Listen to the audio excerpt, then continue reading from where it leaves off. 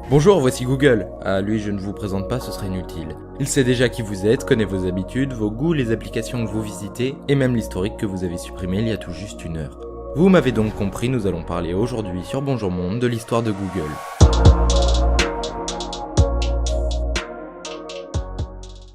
Nous nous trouvons en 1995 aux États-Unis dans l'une des écoles les plus prestigieuses du monde. C'est ici, à l'université Stanford, que Larry Page et Sergey Brin se rencontrent pour la première fois. Aux premiers abords, ils sont pratiquement en désaccord sur tous les sujets.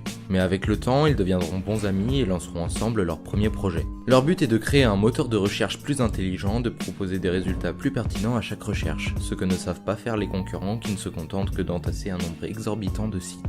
Après avoir rapidement nommé leur projet Backrub, ils décident de changer de patronyme. Pendant de longues semaines, ils cherchèrent un nom.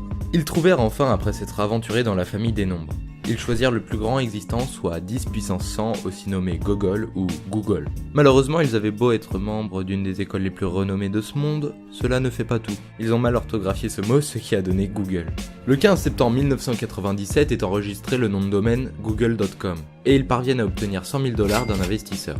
Voilà l'entreprise lancée. Larry et Sergey louent un garage qu'ils utiliseront pour locaux. Et c'est ainsi que débute l'histoire de Google. La société se fait rapidement mettre en avant par des magazines pour ses capacités, et en août 99, seulement 2 ans après le lancement, le moteur de recherche doit gérer 3 millions de requêtes quotidiennes. Face à ce brusque succès, la firme se doit de changer ses locaux et fonde le Googleplex à Mountain View en Californie. Le site donne des moyens de locomotion aux employés sur le site et leur offre à manger chaque jour. Le Googleplex veut vraiment installer une idée de bien-être avec les différentes installations, comme des salles de sport, des terrains de volley ou des salles de massage par exemple. Aussi, je ne savais pas où le placer, mais il y a un squelette de dinosaure. Google ne se contente pas de rester sur ses acquis et continue son ascension fulgurante au cours des années suivantes. En 2000, Google est le premier moteur de recherche à référencer 1 milliard de pages web et doit faire face à 100 millions de requêtes par jour.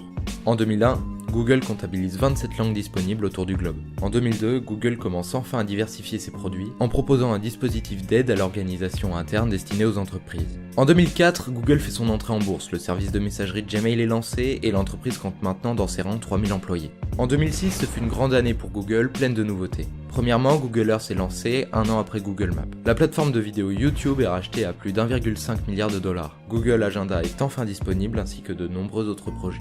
En 2007, c'est au tour d'Android d'être annoncé, ainsi que Google Street View, une amélioration pour Google Maps qui permet de naviguer directement dans les rues. Et en cette fin d'année, ce n'est pas moins de 16 000 employés qui travaillent pour Google. En 2008, Google Chrome est officialisé. En 2015, l'entreprise est totalement réorganisée avec la création d'Alphabet par Larry et Sergey, ce qui va devenir la maison mère de Google. Cette restructuration n'aura pour but que de séparer les activités pour les classer dans des groupes. Et en 2017, tout récemment, Google sort son assistant vocal, Google Home. Et je ne vous ai pas fait part de toutes les innovations, sinon la vidéo serait 2 à 3 fois plus longue. De plus, l'entreprise collecte en permanence des informations sur ses internautes afin de leur proposer des publicités sur lesquelles ils ont plus de chances de cliquer. On appelle ceci des publicités ciblées et c'est avec ça que Google gagne le plus d'argent. Si vous êtes curieux de voir ce qu'il en est, vous pouvez vous rendre sur le site Google Activity, vous observerez tout ce que Google collecte sur vous. C'est vraiment impressionnant et ça en vaut le détour, croyez-moi. De nos jours, avec ses 55 000 employés et une capitalisation boursière à 800 milliards de $, Google fait partie des 4 plus grosses entreprises de cette planète, aussi nommées GAFA. La société arrivera-t-elle encore à nous surprendre de nouveau? Je n'en doute pas une seconde.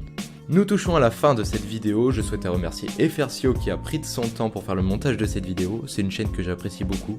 Sinon, si vous avez aimé ce contenu, libre à vous de le partager, ça me ferait très plaisir. Je ne vous retiens pas une seconde de plus, c'était Bonjour Monde. Au revoir et peut-être à bientôt.